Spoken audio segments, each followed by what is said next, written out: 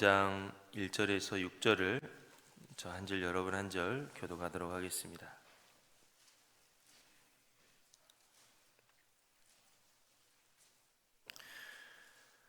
들으라 부한 자들아, 너희에게 임할 고생으로 말미암아 울고 통곡하라.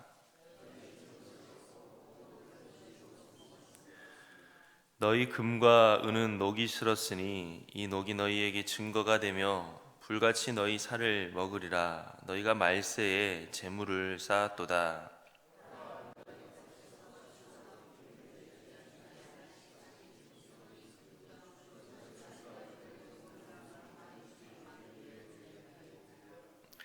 너희가 땅에서 사치하고 방종하여 살육의 날에 너희 마음을 살찌게 하였도다.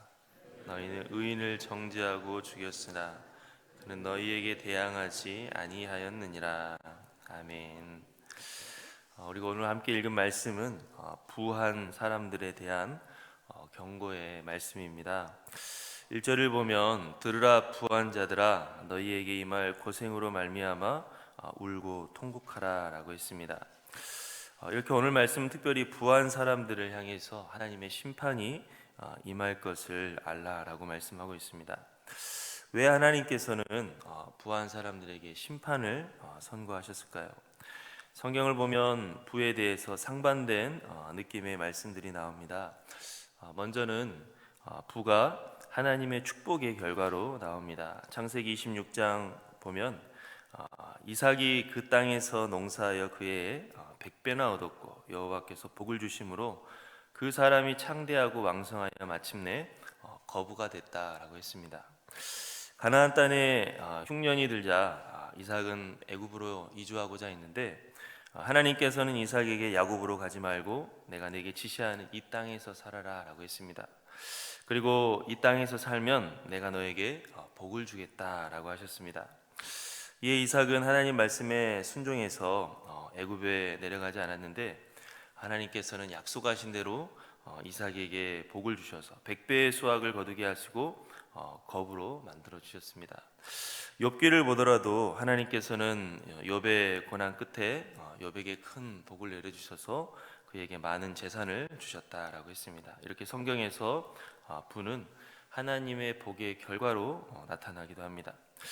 근데 또 반대로 성경을 보면 또 부자를 나쁜 이미지로 말씀하기도 합니다. 오늘 함께 읽은 야고보서에서도 부한 사람들에게 다가올 심판이 있다라고 하셨고, 누가복음 6장을 보면 예수님께서 가난한 자에게는 복이 있나니 하나님의 나라가 너희 것이며 그러나 화 있을진저 너희 부요한 자여 너희는 너희의 위로를 이미 받았도다 라고 이렇게 예수님께서는 가난한 사람과 부한 사람을 나누시고 가난한 사람에게는 하나님의 나라가 주어질 것을 선포하시고 부유한 자에게는 화가 있을 것임을 선포하셨습니다. 물론 이 말씀들이 꼭 단순하게 가난을 선으로 부를 악으로 여기는 그러한 말씀들은 아닙니다. 그 안에는 더 깊은 하나님의 말씀의 뜻이 있습니다.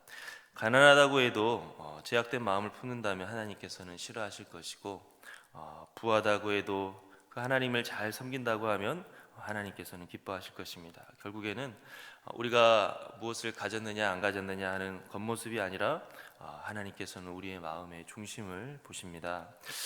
그런데 성경에서 이렇게 부자를 나쁜 이미지로 말씀을 하는 말씀들이 많이 있는 것을 보면 분명히 부에는 재물에는 위험성이 있다라고 하는 것을 우리가 알 수 있습니다. 오늘 우리가 함께 읽은 말씀을 보면서 그런 위험성에 대해서 우리가 함께 살펴보기를 원합니다. 먼저 오늘 말씀을 재물을 쌓는 것에 대해서 말씀하고 있습니다. 우리 2절과 3절을 다 같이 함께 읽어보도록 하겠습니다. 너희 재물은 썩었고 너희 옷은 좀먹었으며 너희 금과 은은 녹이 슬었으니 이 녹이 너희에게 증거가 되며 불같이 너희 살을 먹으리라. 너희가 아멘. 오늘 말씀은 재물을 쌓는 것에 대해서 경고를 하고 있습니다. 그런데 왜 그게 문제가 될까요? 오늘 읽은 말씀을 표현을 보면 얼마나 재물을 쌓아두었는지 재물이 썩었고 옷이 좀먹었고 금과 은이 녹이 슬었다라고 했습니다. 이 표현은 우리가 건강한 경제 생활을 하기 위해서 저축하는 것, 저축하는 것을 지금 문제시하는 것이 아닙니다. 지금 이 표현은 재물을 쌓는 것을 최고의 목표로 알고 재물 쌓는 것에만 온 힘을 기울이는 것을 문제시하고 있는 것입니다. 최대한 많은 재물을 쌓아야 되기 때문에 그동안 오랫동안 묵혀놨던 것들이 썩어질 지경이 됐다라고 말씀하고 있습니다. 그렇다면 이렇게 재물을 쌓는 것에 몰두하는 것이 왜 하나님 앞에 죄가 되는가? 재물을 쌓는 것에 몰두하는 것이 문제가 되는 이유는 하나님을 바라보는 것이 아닌 이 세상만 바라보는 것이기 때문입니다. 하나님보다 내가 가진 물질을 더 의지하는 것이고 하나님의 나라에서 사는 것보다 이 세상에서 잘 사는 것을 나의 진짜 소망으로 여기기 때문에 우리는 최대한 많은 물질을 그렇게 쌓으려고 하는 것입니다. 이런 모습은 하나님을 생명의 주로 섬기는 것이 아니라 물질이라고 하는 신을 우상을 숭배하는 모습과 같기 때문에 하나님 앞에 문제가 된다라고 하는 것입니다. 그래서 우리가 부유하기를 원하는 마음이 우리에게 다 있지만 혹시 하나님을 재물보다도 더 못 믿고 있지는 않은지, 내 생명이 하나님이 아닌 재물에 달렸다라고 우리가 생각하고 있지는 않은지를 우리가 오늘 말씀을 통해서 스스로를 또 돌아볼 수 있어야 될 것입니다. 두 번째로 오늘 말씀은 재물을 쌓아두는 방식에 대해서도 말씀하고 있습니다. 우리 함께 4절을 다 같이 함께 읽어보겠습니다. 보라, 너희 밭에서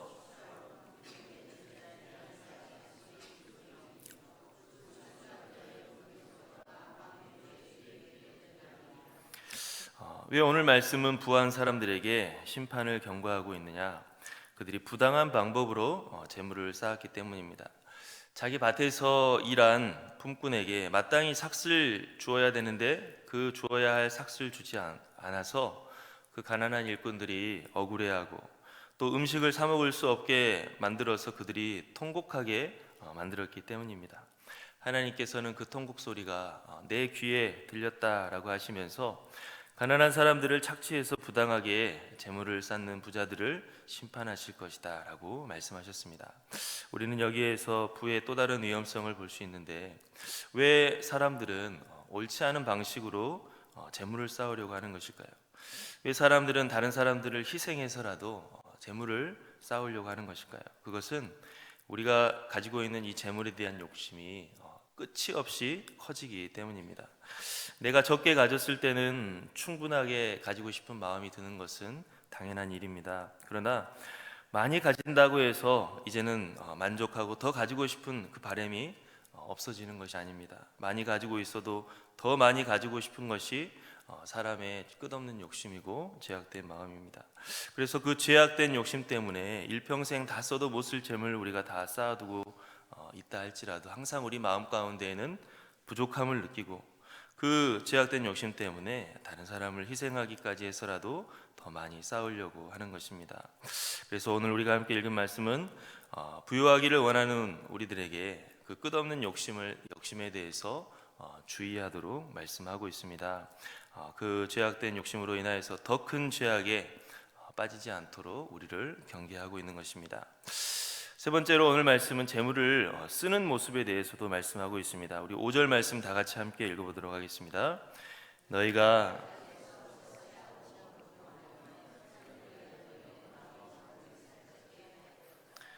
사람들이 재물 쌓는 것을 좋아한다고 해서 모으기만 하는 것은 아닙니다. 아예 재물을 안 쓰는 것은 아니라 분명히 쓰기는 씁니다. 보통 어디에다가 우리가 가지고 있는 재물을 씁니까? 바로 자기 자신을 위해서 씁니다.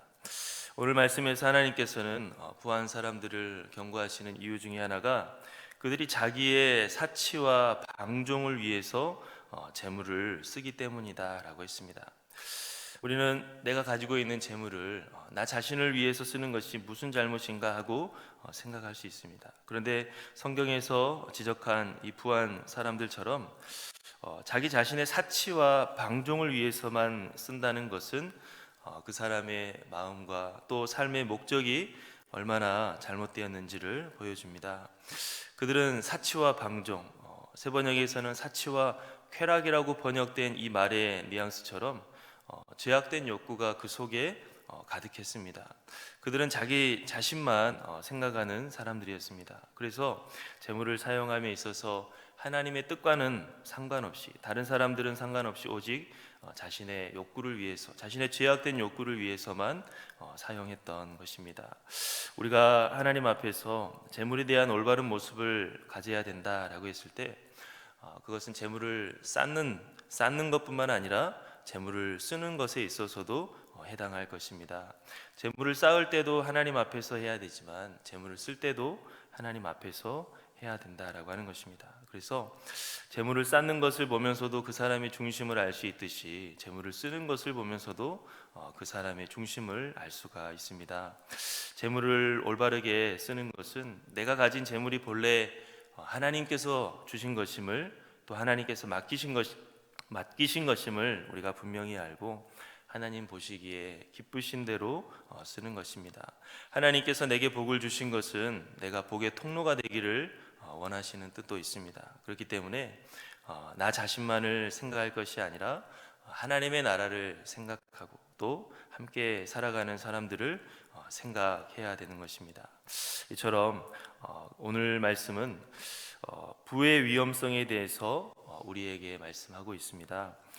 우리가 이 세상을 살아가면서 경제 활동하는 것을, 저축하는 것을 문제시하는 뜻이 아니라 그 부가 하나님보다 더 큰 우상이 되는 것, 그리고 그 부를 위하여서 하나님께서 기뻐하시지 않은 그러한 모습으로 사는 것에 대해서 우리에게 경고하고 있습니다. 왜 우리가 부에 대해서 이렇게 집중하고 경고를 하나님께서 말씀하고 있느냐? 쉽게 우리의 우상이 될 수가 있기 때문입니다. 오늘 우리가 함께 이 말씀을 살펴보면서 진정으로 우리의 생명의 주님은 하나님이시다라고 하는 고백을 할 수 있고, 또 하나님이 기뻐하시는 모습으로 우리가 살아갈 수 있는 저와 여러분들이 될 수 있기를 간절히 바랍니다. 우리 함께 기도하겠습니다. 사랑의 하나님 아버지, 감사합니다. 오늘 주님 안에서 하루를 시작하게 하심을 감사합니다. 하나님, 오늘 하루 우리가 눈을 뜰 수 있는 것, 우리가 생명의 호흡을 할 수 있는 것이 주님이 허락하셨기 때문이지, 내가 어제 많은 노력을 기울여서 내가 얻어서 할 수 있는 것이 아님을 분명히 알게 하여 주시옵소서. 그리하여서 우리의 힘과 우리의 재물에 우리의 생명이 달렸다 생각하지 않게 하시고, 하나님의 은혜와 하나님의 섭리 가운데 우리의 생명이 달렸음을 분명히 알고 하나님을 생명의 구주로 모시고 살아갈 수 있는 우리 모두가 다 되게 도와주시옵소서. 우리가 어떤 우상 숭배에 빠져서 하나님보다 다른 것을 더 크게 생각하지 아니하게 하시고 하나님 기뻐하시는 모습을 중히 여길 수 있는 우리 모두가 다 되게 도와주시옵소서. 예수님의 이름으로 기도하옵나이다. 아멘.